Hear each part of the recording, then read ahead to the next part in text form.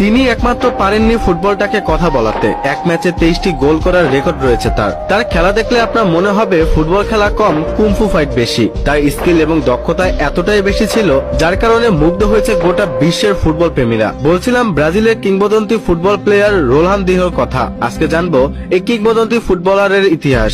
Ronaldinho নামটি শোনেননি এমন ফুটবল প্রেমী খুঁজে পাওয়া দুষ্কর। সর্বকালের সেরা ড্রিবলার, অন্যতম সেরা এই ফুটবলার তার ক্যারিয়ারে প্রায় সবকিছুই জিতেছেন, কিন্তু জিততে পারতেন আরো অনেক কিছু। হতে পারতেন ইতিহাসের সেরাদের সেরা। বিখ্যাত ফুটবলার ম্যারাডোনা বলেছিলেন রোনালদিনহো একমাত্র ফুটবলার যিনি পারেননি একমাত্র ফুটবলটাকে কথা বলিয়ে ছাড়তে। এছাড়া সবকিছুই করেই দেখেছেন তিনি। সর্বদা হাস্যোজ্জ্বল মানুষটি নিজের খারাপ অভ্যাসের কারণে অল্প সময়ই হারিয়ে গিয়েছেন লাইমলাইট থেকে। সর্বশেষ 2020 সালে যেতে হয়েছে প্যারাগুয়ান জেলেও। আজ বলছি রোনালদিনহো গাউচেকে নিয়ে।